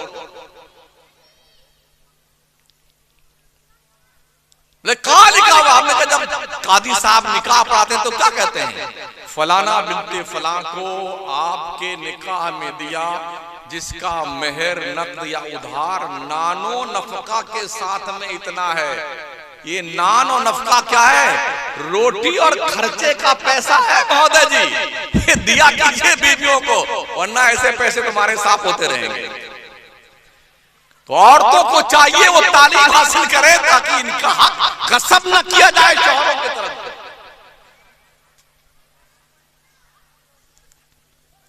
पढ़ाइए अपने बच्चों को, दीनदार बनाइए। बगैर दीन का इल्म हासिल किए आप खुदा की इबादत भी ढंग से नहीं कर सकते। हमने बचपन से सुना, अरे पुलिस की भर्ती मत करना, पुलिस में मत जाना, पुलिस और फौज में मत जाना, और जी ये ठीक नहीं है, कीड़े पड़ जाते हैं, इनकी कमाई हराम है। आज एहसास हो रहा है कि अगर पुलिस में हमारे मुस्लिम लोग भर्ती हुए होते तो ये जुल्म जो आज हम पे हो रहा है इतना तो नहीं होता। एक जमाने से ये लोन लेना हराम, लोन लेना हराम, लोन लेना हराम, नतीजा ये हुआ कि आज पूरे मुल्क में करोड़पति अरबपति मुसलमानों में इक्का दुक्का मिलेंगे, इसलिए कि लोन लेना हराम। एक जमाने तक यही फतवे दिए गए, लोन लेना हराम, लोन लेना हराम। गैरों ने करोड़ों करोड़ों रुपए लगा के फैक्ट्रियां कायम की और आज बड़े बड़े मिल के बड़ी बड़ी फैक्ट्रियों के मालिक बने बैठे। मुसलमान इक्का दुक्का। आज अब दारुल इफ्ता में मुफ्ती फतवा लिखता है जरूरत की बुनियाद पर लोन लिया जा सकता। भाई साहब यही पहले फरमा दिया होता तो क्या होता? आपके पास फर्ज कीजिए 1 करोड़ रुपए कोई फैक्ट्री कायम करना चाहते हैं, क्या आप बगैर लोन लिए हुए फैक्ट्री कायम कर सकते हैं? आप 4 व्हीलर गाड़ी खरीदने जाएं, क्या कैश दे करके आप गाड़ी लेके आ सकते हैं? इतना जांच प्रक्रिया में लगा देंगे, उल्टे रहोगे मुर्गा की तरह। बैंक से लोन लेकर के फिर आप फैक्ट्री कायम कीजिए, करोड़ों और अरबों रुपए की फैक्ट्री लगाइए, तो क्या दिक्कत आती है? हमें पूरे भारत में कश्मीर से कन्याकुमारी तक ऐसे 10 लोग भी अब तक नहीं मिले जिनके पास 100-200 मुसलमान या मजदूर काम करता। इतना गरीब मुसलमान। आज की तारीख में अगर किसी जेल में 1000 लोग बंद हैं तो 900 मुसलमान हैं, सिर्फ 100 दूसरे बिरादरी के हैं। 900 मुसलमान जेल में। अगर यकीन नहीं आता है, अभी अक्षरधाम पे हमला हुआ था कोई 37-38 साल पहले, कई मुसलमान तकरीबन 37 या 38 मुसलमानों को गिरफ्तार किया था। 37 साल बाद 2 साल पहले फैसला दिया जज साहब ने, बाइज्जत बरी किए जाते हैं, इनका कोई कसूर नहीं मिला। तो 37 साल तुमने घास छीला है, घास मुसलमान के तुमने 37 साल बर्बाद कर दिए कि इसकी तबाही, इसकी जिंदगी खत्म हो गई। जो कमाई के दिन थे, जो लाइफ बनाने का दिन था, वो जेल में सड़ा दिया। आज भी मोहम्मद खालिद उमर नाम का बच्चा, कश्मीर का, कितने बच्चे हैं जो दिल्ली की जेल में सड़ रहे हैं, कसूर कोई नहीं। अभी पिछले साल मुंबई में तकरीबन 17 लोगों को 23 साल के बाद ये कहकर के हुकूमत महाराष्ट्र की हाई कोर्ट ने फैसला दिया इन मुसलमानों का कोई कसूर नहीं मिला, इसलिए बाइज्जत बरी किया जाता। भाई साहब, ये 23 साल तुमने क्यों बर्बाद किए? क्या हमारी हुकूमत इतनी गूंगी, बहरी और अंधी है? किसी का जुर्म साबित करने के लिए 23 साल लग जाते हैं? जी नहीं। एक मुनज़्ज़म प्लानिंग के मुस्लिम कम्युनिटी के क्वालिफाइड ग्रेजुएट बच्चों को उठाओ, किसी न किसी जुर्म में इनको फंसा करके जेल में सड़ा दो, ताकि इस कौम का मुस्तकबिल चौपट हो जाए और बर्बाद हो जाए। क्या इस माहौल में आपकी जिम्मेदारी नहीं बनती कि आप पढ़िए? आपका दुश्मन इतना चालाक है कि आपको अपंग करने की प्लानिंग तैयार कर रहा है, और आप हैं सिर्फ खाने पीने में मस्त हैं। दोपहर को मछली बनेगी, शाम को मछली बनेगी, फिर तीतर बनेगा, फिर मुर्गा बनेगा, फिर उसके बाद और कुछ और आएगा, रोज खाए जाएंगे, रोज खाए। खा खा करके टंकी इतनी बड़ी हो गई है, दिमाग इतना छोटा हो गया। आइए दिल्ली में आइए, मटिया महल किताबों से पहचाना जाता था। इतनी दुकानें किताबों की थी, आज 2 चंद दुकानें रह गई हैं। हर दुकान को किताबों की दुकान खत्म करके वहां मछली, मुर्गा, तीतर, बटेर ले हरदम कढ़ाई में चम्मच फटाफट, आइए आइए तला तला मुर्गा खाइए, आइए आइए chicken chilli, chicken crispy, mutton बर्रा खाए जा रहे हैं। ये लाइन लगी मुसलमानों की खाने की। जो दिमाग वाली कौमें हैं वो अपने बच्चों पे मेहनत करती हैं। किसी भी कौम का बैकबोन, रोशन मुस्तकबिल, उज्जवल भविष्य उस कौम की नौजवान नस्ल पर मुनहसिर होता है। जो कौमें चालाक हैं अपने बच्चों को पढ़ाती हैं। जितने नेता हैं ना हमारे भारत के, इनके लड़के अंडे बच्चे Canada, Germany, Belgium, America, Europe में, बर्तानिया में, लंदन में पढ़ रहे हैं। कोई झंडा लेके जिंदाबाद जिंदाबाद जिंदाबाद ऐसा कोई नहीं कर रहा है, सबके बच्चे पढ़ रहे हैं। फुकटिया गिरधारी लोग लिए पूरी गली में जुलूस निकाले फिर रहे हैं, जिंदाबाद जिंदाबाद जिंदाबाद जिंदाबाद। ये तबाहियां हैं हमारी। खुदा का खौफ पैदा करें दिल में साथी। एक दिन मर करके अल्लाह के दरबार में जाना है, अल्लाह को मुंह दिखाना है। जब से होश संभाला है तब से लेके मरते दम का हिसाब पल पल का देना है। वत्तक़ू यौमन तुरजऊना फीही इलल्लाह। रब फरमाता बंदे डर उस दिन से जिस दिन तेरी पेशी अल्लाह के दरबार में होने वाली है। अल्लाह एक एक नेकी का हिसाब लेगा। सुम्मा लतुसअलुन्ना यौमैज़िन अनिन नईम, अल्लाह तुमसे अपनी हर नेमत के बारे में सवाल करेगा, बंदे तूने मेरी नेमत का कैसे इस्तेमाल किया। आज हम दौड़ रहे हैं, बोल रहे हैं, चिल्ला रहे हैं, कुछ पकड़ रहे हैं ना, जानते हो कल हश्र के मैदान में जब बंदा पुलसरात के इस पार खड़ा होगा तो अल्लाह फरमाएगा, बंदे तू बता दे तूने क्या क्या दुनिया में किया है, गुनाह कितने किए हैं, हम तुझे पुलसरात के उस पार पहुंचा देते हैं। तो इतना चालाक है ये मुसलमान, क्या कहेगा, या अल्लाह अगर तू उस पार पहुंचा दे ना हमको सब बता देंगे। यानी उसको ये लगा हुआ अगर इधर बता दिया तो कोई ऐसा ना फिर जहन्नम में ढकेल दिया जाए, तो वहां भी चापलूसी चापतराई देखिए, उधर पहुंचा दे सब बता देंगे। जब अल्लाह उसको उस तरफ पहुंचा देगा पुलसरात के उस पार जो 50,000 साल का रास्ता है एक पल में, जब उस तरफ पहुंच जाएगा तब अल्लाह कहेगा, बंदे बता तूने वादा किया था, तूने गुनाह क्या क्या किया है। तो जानते क्या कहेगा, अरे हमने तो कोई गुनाह नहीं किया, या अल्लाह हमने कोई गुनाह नहीं किया है। अल्लाह फरमाएगा, अगर मैं तुझे तेरे सामने गवाही पेश कर दूं तो जल्दी से कोई है, जब यकीन हो जाएगा कोई नहीं तो क्या कहेगा, हाँ हाँ तू गवाही पेश कर दे।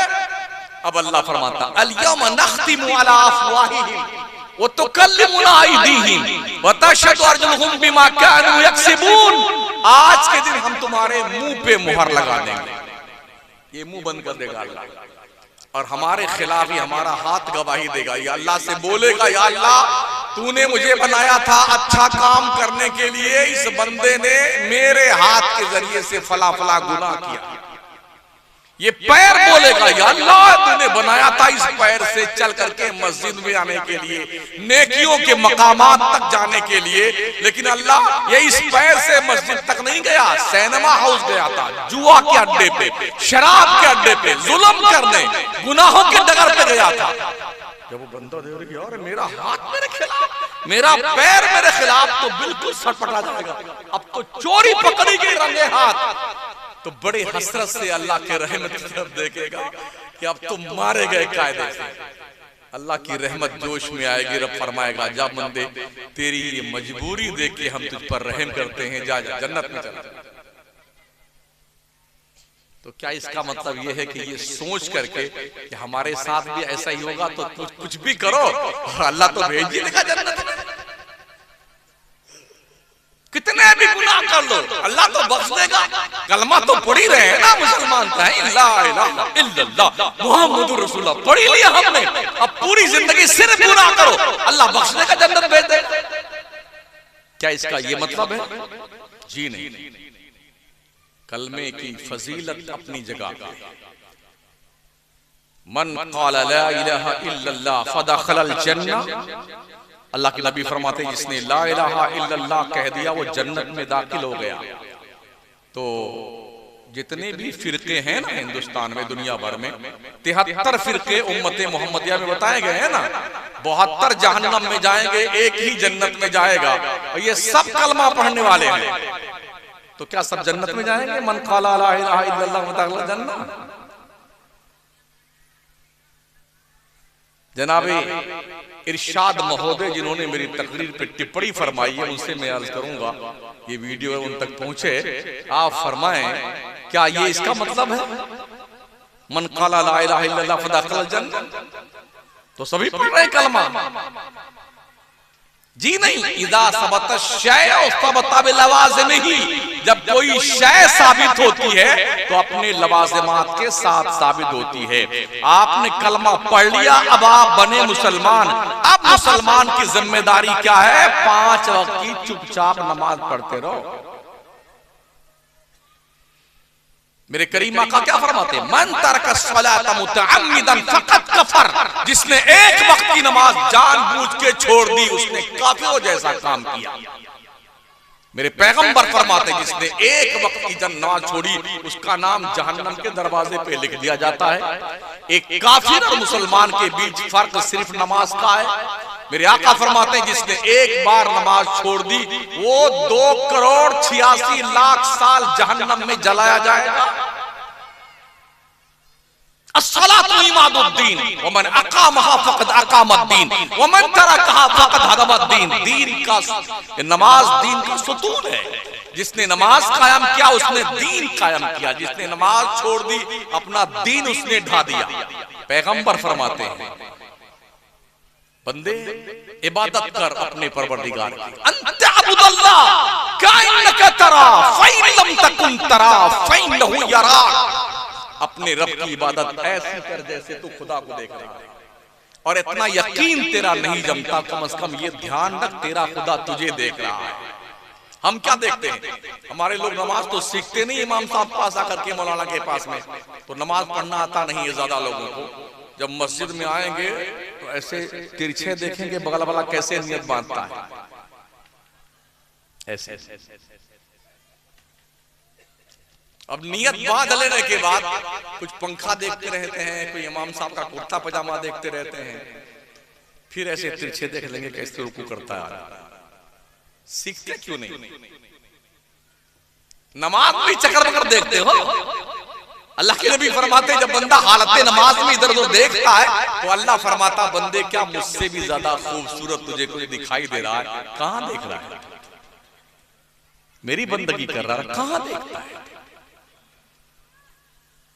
नमाज के लिए नियत बांधो तो वहां देखो जहां पर तुम सजदा के करते वक्त पेशानी टिकाते हो। जब रुकू में जाओ तो दोनों पैरों के बीच में देखो। जब अत्तहियात में बैठते हो तो पेट की तरफ देखो। जब सजदे में जाओ तो अपने नाक की तरफ देखो। कोई देखता है ना? कोई पूछता मौलाना साहब से आकर के, कल का लौंडा है, इससे पूछने जाएंगे हमारी बड़ी बेइज्जती हो जाएगी। तो या तो बेइज्जती करवा लो या दीन सीख लो भाई साहब। अपने इमाम के पास किसी नमाज के वक्त आकर के बैठकर आधा घंटा दीन सीखा करो, दीन, ताकि कोई डाकू लुटेरा तुम्हें सुन्नियत के डगर से डगमगा ना सके।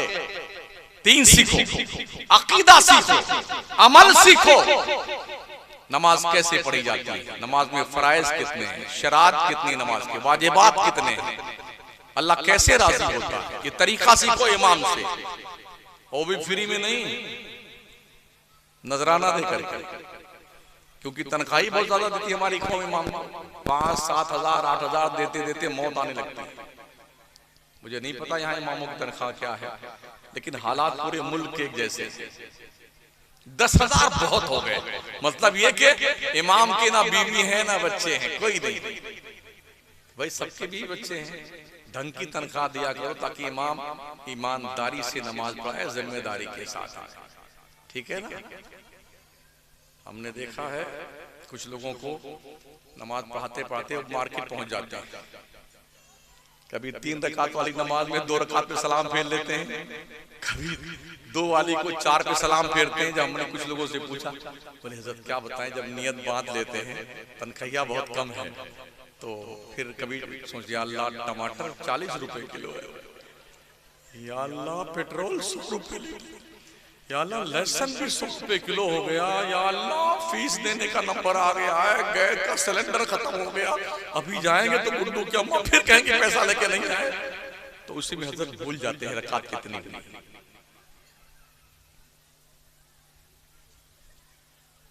कभी 3 की 2 पे सलाम फेर दे, कभी 2 वाला 3 पे सलाम फेर दे। तो तनख्वाह इतनी दो अपने इमाम को कि नमाज की नियत बांधने के बाद वो नमाज में रहे, मार्केट में न जाए। अगर आप चाहते हैं कि ऐसा इमाम हो जिसे पैसा ना देना पड़े, तो पूरे हजरत क्या नाम इस्लाम का, इनायतपुर के लोगों एक खत लिखो जिब्रील के नाम, हजरत जिब्रील अलैहिस्सलाम अस्सलाम अलैकुम रहमतुल्लाह बरकातहू, हमारे इनायत नगर की जामा मस्जिद में या मस्जिद में इमाम की जरूरत है, अपनी कंपनी का एक फरिश्ता इमाम भेज दो, ना खाना खाएगा, ना पानी पिएगा, ना सोना उसे होगा, ना उसके बीवी, ना उसके बच्चे, फ्री में नमाज पढ़ेंगे, भेज दो।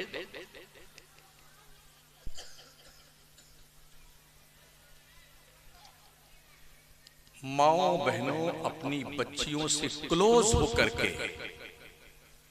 इनके पास रहा करो। बापो अपने बच्चों से क्लोज होकर के इनके पास रहा करो। इससे पहले कि कोई बदकिरदार दोस्त तुम्हारे बच्चे से दोस्ती गांठ करके उसके दिल पर गुनाहों की तहरीर लिखे, अपने बच्चे से क्लोज होकर के उसके दिल पर वफादारी मुस्तफा की तहरीर लिखो। और माँ तुम भी अपनी बच्चियों से क्लोज होकर के उसके दिल पर कनीज़े फातिमा की तहरीर लिखो। इससे पहले कि कोई बदकिरदार लड़की गर्लफ्रेंड बना करके, अपना दोस्त बना करके बदकिरदारी के डगर पे लगा दे आपके बच्ची को। इन्हें बताओ अपनी बच्चियों को, तुम एक बाप का गुरूर हो, एक कौम का सरमाया हो। अगर तुम्हारे कदम लड़खड़ाए तो पूरी मिल्लत की नाक कट जाए। ये जिम्मेदारी माओ की है, बहनों की है। हम कुछ नहीं कर रहे हैं, सिर्फ जिंदगी बिता रहे हैं। गुजारोगे जिंदगी तब भी गुजर जाएगी, ना गुजारोगे तब भी गुजर जाएगी। लेकिन ये सोच के गुजारो कि अल्लाह ने तुम्हारे पीछे तुम्हारी औलाद रखी है, उसकी जिम्मेदारी तुम पर आ रही है। तरबियत करो अपने बच्चों की। माओ बहनों तुम अपने बच्चों की तरबियत करो। बाप कमाने जाए तो माएं घर में रह के बच्चों की तरबियत करें और परवरिश करें, ताकि आपका मुआशरा शिक्षित, क्वालिफाइड, परहेजगार मुआशरा हो। आज भी हो जो बराहीम सा ईमा पैदा, आग कर सकती है अंदाजे गुलिस्ता पैदा। हजरत दारुल का चंदा था ना, यहाँ दारुल चलता है। कितनी पढ़ाई होती है, सिर्फ कम अज कम मदरसों को इस मेयार का बनाया जाए कि हमारा बच्चा हाफिज बन के निकले तो 10वीं पास करके निकले, आलिम बन के निकले तो 12वीं पास करके निकले। कोई मुश्किल काम नहीं है ये। साउथ इंडिया में जाइए ना, 3 साल पहले 51 बच्चे आलिम फाजिल बन करके, लॉयर बन करके हाई कोर्ट में उन्होंने ड्यूटी संभाली। 51 बच्चों ने, अल्लामा भी हैं और लॉयर भी। एक साथ दोनों तालीम हासिल की। इसके लिए हमारे लोगों को थोड़ा साउथ इंडिया का सफर करना होगा, उनका सिलेबस देखना होगा, ये किस ढंग से बच्चों को तालीम देते हैं। लेकिन हमें फुर्सत कहाँ है। आज इनका उर्स है, कल हटीले बाबा का है, परसों दुखरायन गैबन शाह का है, तरसों बेलतरे के बाबा का है, उसके बाद नीम करे वाले बाबा का है, फिर वो नदी किनारे वाले बाबा का उर्स है। यहाँ कुरान खानी में सारे बच्चे लगे हुए हैं, वहाँ कुरान खानी में जा रहे हैं। और चहल्लुम की फातिहा में सारे बच्चे खाना खाने गए, 2 घंटे की पढ़ाई हुई। अगर ये बच्चे ना भेजे जाए किसी के बाप की फातिहा में, तो लोग मदरसे से नाराज हो जाते हैं, मदरसे को चंदा देना बंद कर देते हैं। पूरा जिस्म छलनी है, मरहम कहां कहां रखा जाए। बड़े अदब से आपसे अर्ज है, एक चुप रहना सीखिए। बात बात पर अपने ही भाइयों को सुलाकुल्ली और वहाबी और खड़ा कहना बंद कर दीजिए। ये राइट आपको नहीं है, जब तक तहकीक ना हो जाए कि वाकई में ये उस डगर पे चला गया। बहुत सारी बुराइयां हमारे मुआशरे में हैं जो यकीनन गलत हैं, और हमने उसे गले लगा रखा है। हर आदमी कुढ़ रहा है उसे देख करके, बोलता इसलिए नहीं है कि लोग कहेंगे वाकई। जैसे मुझ पर फतवे लगते रहते हैं रोजाना, ये फलाना होगा, ये धमाका हो गया। इमाम अहले सुन्नत ने 4 बड़े बड़े दज्जालों पे जो कुफर का फतवा लगाया था ना, अशरफ अली थानवी, कासिम नानातवी, खलील अहमद अम्बेटवी और रशीद गंगोई, ये 4 लाइन अरबा, इनके पास खत लिखे, तहकीक की है। आपने फरमाया है इस आदत से, इस इबारत से बाज आ जाओ, इसे खत्म कर दो, इसको छापना बंद कर दो, इससे रुजू कर लो। जब लोग नहीं माने हैं तब उसके बाद जाकर के कुफ्र का फतवा दिया है, वो भी हरमैन तैयबैन समेत सारे उलमा ने मिलकर दिया। और आज हर जुम्मन, नत्थू, खैराती, शुभराती सुल्लाकुल्ली हो गया, वो वहाबी हो गया, वो देवबंदी हो गया। ये अधिकार किसने दिया? खुदा के लिए ये समझो, समझने की कोशिश करो।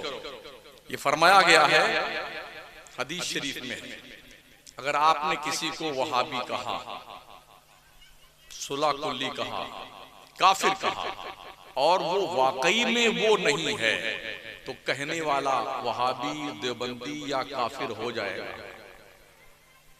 समझ रहे? एक डंडे से सबको मत हाको। मदरसे को और ज्यादा सक्षम बनाओ। ये 20,000 रुपए से मदरसा नहीं चलता है। कोई केक भी तशरीफ लाया है मदरसे में शायद? अच्छा अच्छा, ये अंडे भी तशरीफ लाए। सुभान अल्लाह, क्या बात। कितने बच्चे हैं? अंडे तो कम है, 5 ही हैं। 25 बच्चे हैं। अगर एक अंडे के भी 5-5 टुकड़े के जाए तो भी शायद हिस्सा ना बने। 25 बच्चे। कितनी गुर्बत में हमारे मदरसे चलते हैं। लोगों के स्कूल भरे हुए हैं। हमारी कौम के लोग 5,000, 8,000 रुपए महीने की फीस दे करके twinkle twinkle little star how I wonder what you are. बोले मेरा गुड्डू तो अंग्रेजी बोलना सीख गया। मदरसे में बेटा 100 रुपया नहीं देता है और ट्विंकल ट्विंकल लिटिल स्टार सिखाने के लिए 6,000 रुपए। इतना बड़ा बस्ता है, पीठ पे लाद दिया, अगर दोनों को तौला जाए तो उसकी किताबें उससे ज्यादा वजनी है, चल नहीं पाता लेकर के। जिस वैन में बैठ के स्कूल जाता है ना 4 साल का गुड्डू, सुबह जल्दी उठाता है, ऐसे सोते सोते गिर जाता है वैन में। क्या खाक पड़ेगा स्कूल में? मतलब कि माए सोचती जाओ दिन भर तो छुट्टी हो गई, अब हम गप्पे लड़ाएंगे बैठ बैठ। कम से कम बच्चे 5 साल के हो जाएं। इस 5 साल की उम्र तक अपने बच्चों को माएं कलम पकड़ना सिखाएं। हम लोग भी पढ़े थे, जो हमारे उम्र के लोग होंगे। एक तख्ती होती थी लकड़ी की, उसी पे नकल, उसी पे इमला, उसी पे हिसाब, काली पोत पोत के यूं घुटाई कर करके पूरा कपड़ा कमबख्त काला काला हो जाता था। वो मेहनत की पढ़ाई होती थी। आज इतनी कापियां हैं, इतनी बड़ी बड़ी, इतनी छोटी छोटी, इतनी छोटी छोटी, बस्तों में नहीं आती। और इतना पूरा भरा हुआ कलम का पूरा बक्सा है, जिसको बेचारे को नाक साफ करना नहीं आता। इतना सब लेके क्या करेगा स्कूल में? लाद दिया है। यूनिफॉर्म बेच करके बेटे अलग से पैसा कमाते हैं, जूता मोजा बेच के अलग से पैसा कमाते हैं स्कूल वाले, किताबें बेच के अलग से कमाते हैं, फीस लेके अलग कमाते हैं, जो बस्ता होता उसका पैसा अलग कमाते हैं, डोनेशन अलग लेते हैं, और फिर अलग अलग मौके पे आज ये है, आज ये है, आज बच्चों को खेल खिलाया जाएगा, ये पैसा अलग। कितनी खुशी से लोग पैसा देते हैं। लेकिन ये जो रसूलुल्लाह के मेहमान है ना, जब इनको देने की बारी आती है तो 1.5-2 घंटे की मशक्कत के बाद 20,000 रुपया और कुछ अंडे निकले।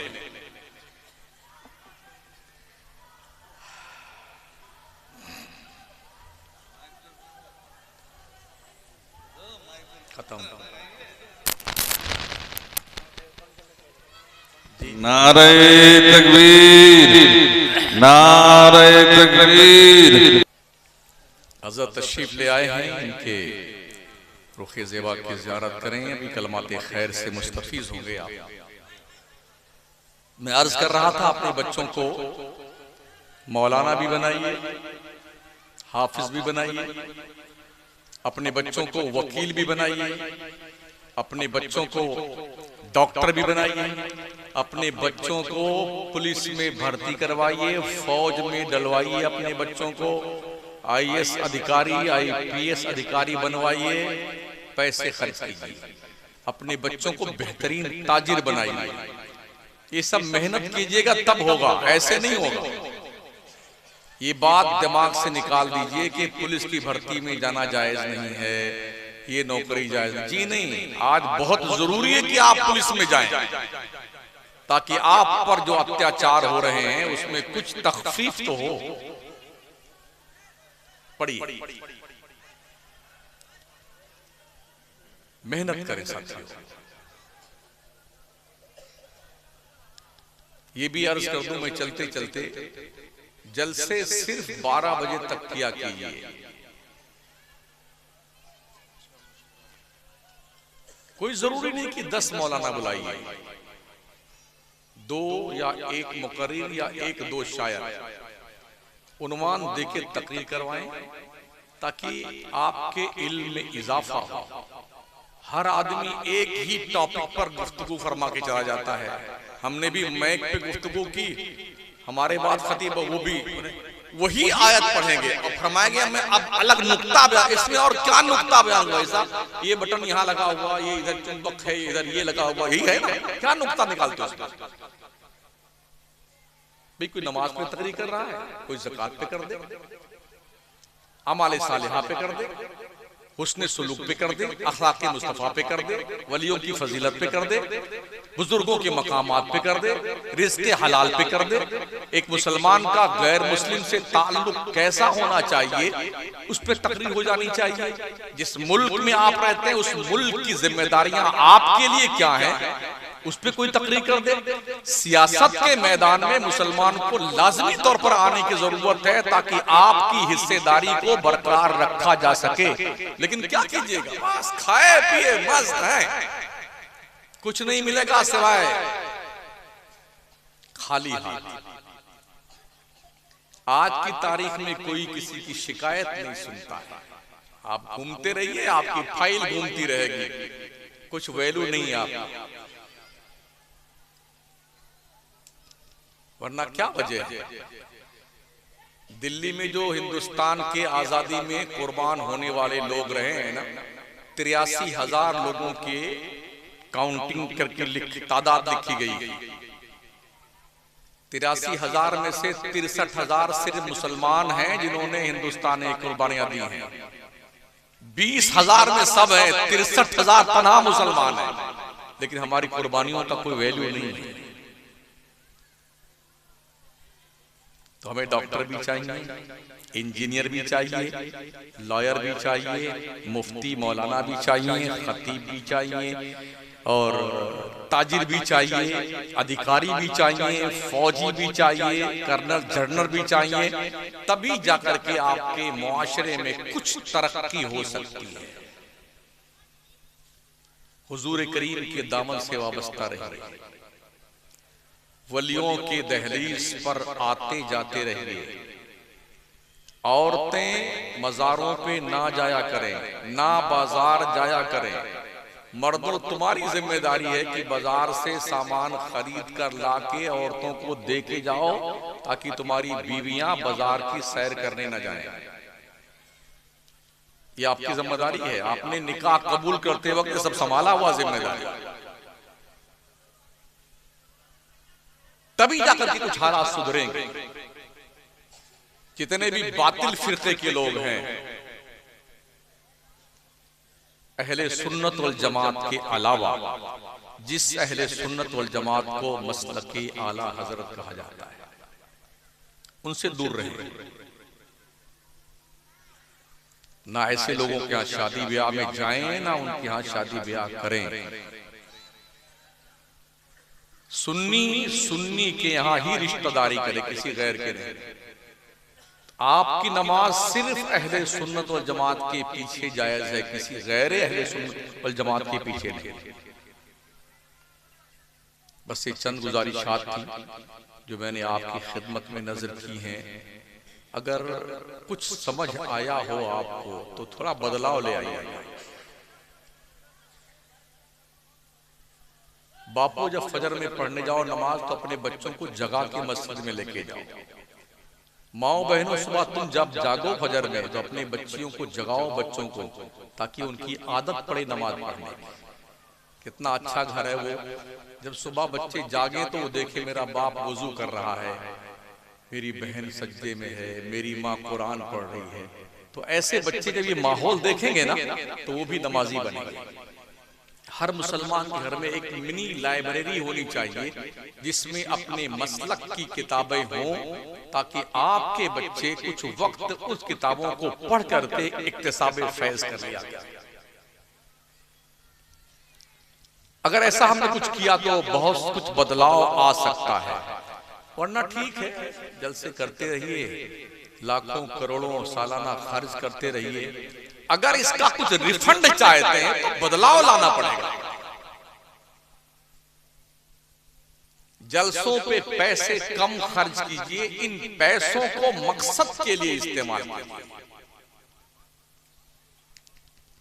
मस्जिदों में बाज़ाब्ता ट्रेनिंग कैंप रखिए ना, बुड्ढों को भी जवानों को भी कुछ सिखाइए और 3-4 महीने पे उनका इम्तिहान लीजिए, ताकि लोगों को दीन सीखने का शौक पैदा हो और मसाइले दुनिया से आगाही हो। ये कुछ हमारे पास नहीं। यही वजह है कि कहीं कहीं नमाज भी नहीं होती है और कहीं कहीं अजान हो। तुम एक बाबरी मस्जिद को रो रहे हो। पंजाब के इलाके में तकरीबन 3000 मस्जिदें हैं जहां घोड़े बांधे जाते हैं। अजमेर शरीफ में कई दर्जन मस्जिदें हैं जहां पर मोटरसाइकिल के रिपेयरिंग की दुकानें खुली हुई हैं। एक बाबरी मस्जिद को रो रहे हो। अगर नमाज नहीं पढ़ोगे तो ऐसी कितनी मस्जिदें हो जाएंगी जिसमें आपकी पेशानियां तड़पेंगी सजदों के लिए। दिल्ली की जमीन पर ऐसी बड़ी बड़ी मस्जिदें मौजूद हैं जहां हजार हजार लोग नमाज पढ़ सकते हैं, मगर वहां पर घोड़े और गधे आराम फरमाते हैं। बस ये गुजारिश कबूल कर लें तो अल्लाह तौफीक अता फरमाए। अस्तगफिरुल्लाह रब्बी मिन कुल्लि ज़ंबिन व अतूबु इलैह। ला इलाहा इल्लल्लाह मुहम्मदुर रसूलुल्लाह वस्सलामु अला मन इत्तबअल हुदा।